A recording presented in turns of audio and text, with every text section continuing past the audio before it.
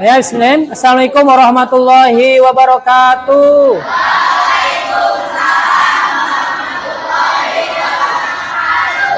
Sehat semuanya?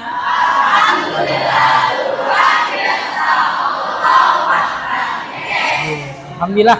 Gimana kabarnya? Kira-kira ada yang kurang sehat di sini? Alhamdulillah sehat ya. Ya. Ada yang nggak masuk? Kemarin nggak masuk si Faizan. Sekarang Faizan masih nggak masuk? Masih tidak masuk. Mungkin masih kurang sehat ya.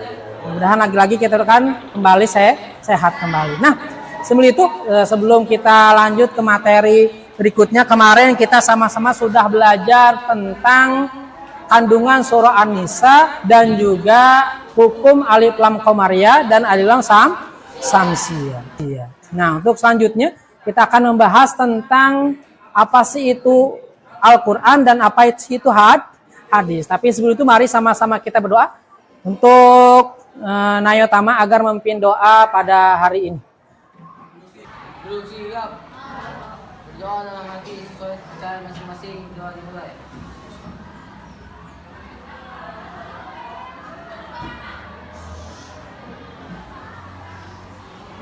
Doa selesai. Ya, alhamdulillah kita sama-sama telah berdoa, dipimpin oleh Nayotama sebagai ketua kelas kalian. Untuk selanjutnya, seperti biasa kita akan menanamkan rasa cinta kita kepada tanah air. Sekarang kita akan menyanyikan lagu Satu Nusa Satu Bangsa. Agar semuanya bisa berdiri. Satu nusa, satu bangsa, satu bahasa kita. Pasti jaya untuk selama-lamanya. Indonesia pusaka, Indonesia tercinta, nusa bangsa dan bahasa kita bela bersama. Tadi kita sudah menyanyikan lagu kebangsaan Indonesia, yaitu lagu Satu Nusa Satu Bangsa. Nah, selanjutnya ya kita akan menuju pembelajaran kita pada hari ini. Tujuan pembelajaran kita pada hari ini adalah pertama, peserta didik dapat menjelaskan kandungan surah An-Nisa tentang kedudukan hadis terhadap Al-Quran sehingga dapat menampilkan perilaku semangat dalam mengamalkan Al-Quran dan hadis. Yang kedua, peserta didik membuat karya ya, berupa peta konsep, definisi Al-Quran dan hadis serta fungsi atas Al-Quran dalam simple midlet atau peta konsep atau mainstream sampel yang kemarin mungkin pas saat P5 kalian buat juga. Di sini ada pengertian Al-Quran. Apa sih Al-Quran? Al-Quran berasal dari kata qoro'a. Itu dalam bahasa Arab. Qoro'a apa sih Al-Quran? Artinya membaca. Jadi Al-Quran fungsinya bukan kalian disimpan, bukan untuk kalian dipajang, apalagi Al-Quran sebagai ciri Islam. Tapi Al-Quran fungsi utamanya adalah dibaca. Jangan sampai kita sebagai orang muslim nggak bisa baca Al-Quran. Sampai-sampai kita nggak pernah baca Al-Quran. Yang kedua, Al-Quran secara bahasa berarti bacaan, dan Al-Quran secara istilah atau definisikan sebagai wahyu Allah Subhanahu wa Ta'ala yang menjadi mukjizat dan diturunkan kepada Muhammad SAW dan ditulis dalam mushaf dan diriwayatkan secara mutawatir dan membacanya bernilai ibadah. Jadi Al-Quran jelas seperti hadis Rasulullah SAW, Iqra'ul Qur'ana fa innahu ya'ti yaumal qiyamati syafi'an li ashabi. Jadi Al-Quran itu adalah sebagai penolong, ya, sebagai syafaat bagi orang yang membacanya. Jadi kalau kalian baca Al-Quran, ya, bukan cuma mendapatkan nilai pahala, tapi juga mendapatkan pertolong di mana, Pak? Nanti syafi'an nas di yaumil qiyam di akhirat kelak. Nah, makanya jangan sampai ya kita sebagai orang muslim tapi tidak pandai atau tidak bisa membaca Al-Qur'an. Nah, di sini ada pertanyaan. Nah, tadi Bapak udah jelaskan tentang apa sih itu Al-Qur'an, ya. Apa sih fungsi Al-Qur'an? Sekarang Bapak mau nanya kepada Nazila. Nazila ya. Nah, Nazila, di sini ada pertanyaan buat kamu. Al-Qur'an berasal dari kata qira'a yang berarti apa, Nazila? Iya, membat. Ya, yang jawabannya yang B, membat. Kalau kamu jawabnya A, salah. Yang benar B, ya. C, buku salah. Yang D, kertas salah. Tepuk tangan buat Nazila. Ya, jadi Al-Qur'an qira'a artinya membaca atau baca. Nah, yang kedua ada pengertian hadis. Hadis adalah sumber hukum yang kedua setelah Al-Qur'an. Jadi hukum pertama dalam Islam ada Al-Qur'an. Mungkin kalau di Indonesia ada hukum yang disebut dengan UUD, ya, Undang-Undang Dasar. Tetapi dalam Islam juga ada hukum. Hukum yang pertama adalah Al-Qur'an. Yang kedua ya, adalah hadis. Terdapat ragam kata yang hampir sama dengan hadis, yaitu juga bisa dibilang sunnah, khobar, dan juga asar. Jadi apa sih sunnah? Ya, sunnah adalah semua yang bersumber dari Nabi Muhammad SAW, baik perkataan, perbuatan, takdir, tabiat, budi pekerti, atau perjalanannya itu disebut hadis atau sunnah. Jadi kalau kata Rasulullah berbicara itu disebut kalau Rasulullah berbuat disebut hadis fi'liyah. Kalau Rasulullah menyetujui perilaku sahabat disebutnya hadis takrir, hadis persetujuan. Bukan cuma hadis, ya. Sunnah sama, hadis pun sama seperti sunnah. Hadis adalah perkataan, perbuatan, takrir yang bersumber dari Muhammad SAW. Adapun para ulama yang menyamakan dengan sunnah dengan jadi hadis dengan sunnah hampir sama pengertian. Yang ketiga ada khobar. Apa sih khobar? Ada sesuatu yang berasal atau disandarkan kepada Nabi Muhammad dan selainnya. Yang ketiga asar adalah sesuatu yang disandarkan pada sahabat atau tabi'in. Nah, itu adalah pengertian hadis atau macam-macam hadis atau kata-kata lain. Dan juga ada fungsi hadis. Nah, jadi hadis itu ada fungsinya kepada Al-Qur'an. Apa sih fungsinya? Yang pertama sebagai bayan al-takrir. Yang kedua sebagai bayan al-tafsir. Sebagai bayan al-tasyir. Sebagai bayan al-naskah. Apa sih al-takrir? Adalah menetapkan dan memperkuat apa yang telah diterangkan di dalam Al-Qur'an. Contoh misalkan Al-Qur'an menyuruh umat Islam untuk sholat 5 waktu. Benar nggak?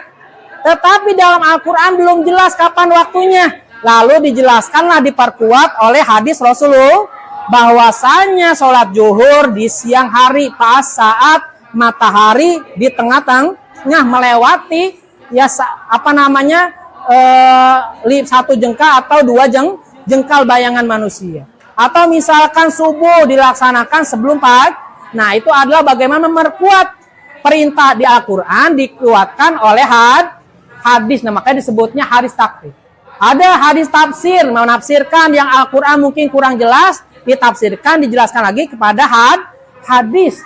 Yang ketiga, hadis al-tasyiri adalah memberikan kepastian hukum yang kurang jelas dalam Al-Qur'an. Misalkan Al-Qur'an kurang jelas hukumnya. Misalkan ada perintah la taqrabuz zina, jangan dekati zina. Itu kata siapa? Kata Al-Qur'an.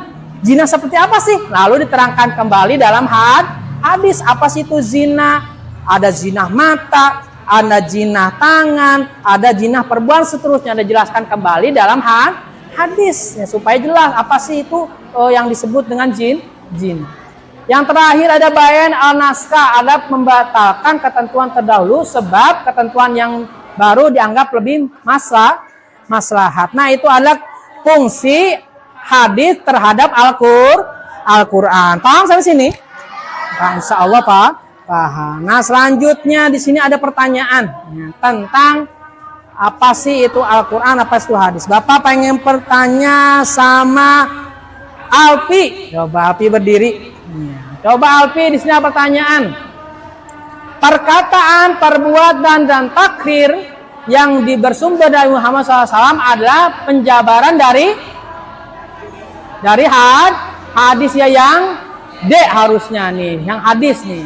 Kalau sunnah salah, khobar salah, asal salah, yang pernah adalah dikasih tepuk tangan buat Alfi. Nah, itu adalah pengertian dari hadis. Nah, sebelum Bapak lanjut ke kesimpulan, Bapak ingin melihat hasil peta konsep ya yang kalian buat dari kelompok-kelompok yang kemarin Bapak buat. Sekarang Bapak ingin perwakilan dari kelompok pertama, yaitu Nayotama, untuk maju ke depan dan menjabarkan peta konsep yang dia lihat.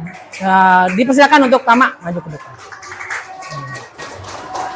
Coba Alpi bantu pegangin itunya. Halo.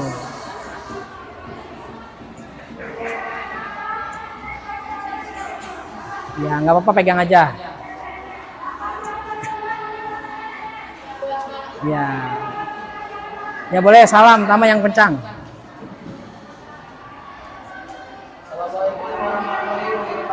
Waalaikumsalam warahmatullahi wabarakatuh.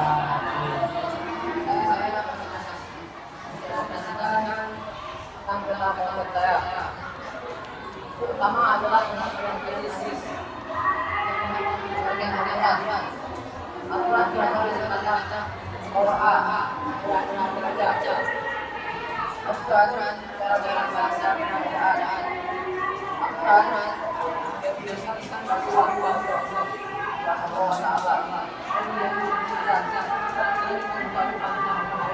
dianggap maslahat. Waalaikumsalam warahmatullahi wabarakatuh. Ya, terima kasih Nayotama dan juga Alpi telah mempresentasikan peta konsepnya tentang Al-Quran dan juga hadis. Nah, sebelum Bapak akhiri, sini Bapak akan menyimpulkan apa sih pembelajaran hari ini yang kalian harus dapat. Yang pertama, Al-Quran dan hadis adalah dasar hukum agama Islam dan pedoman hidup bagi manusia bagi kita. Yang kedua, apabila terjadi perbedaan pendapat dalam masalah agama, agar kembali kepada Al-Quran dan hadis. Membaca Al-Quran dengan baik, memahami terjemahan, dan membaca buku tafsir. Membaca buku-buku yang berkenaan dengan hadis, berkonsultasi dengan guru terkait bacaan atau kandungan Al-Quran dan juga hadisnya. Itu kesimpulan pada materi hari ini. Nah, juga Bapak pengen melihat atau ingin mendengar kesimpulan dari kalian. Bapak pengen dengar kesimpulan dari Kesya untuk menyimpulkan materi pada hari ini. Ini Kesya yang kencang.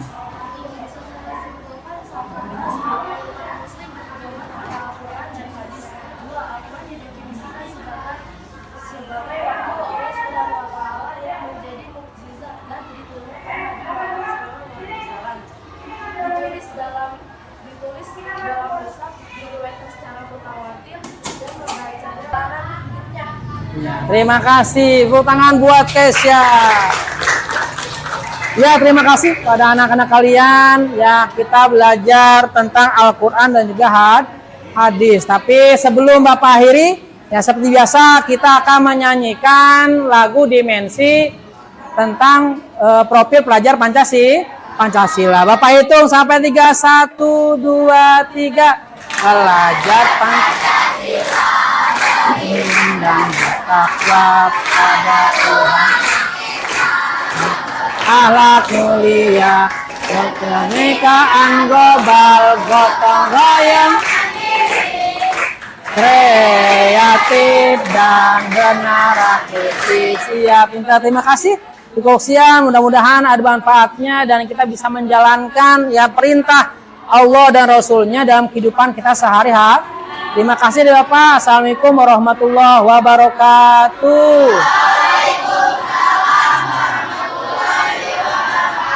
Iya, terima kasih anak-anak.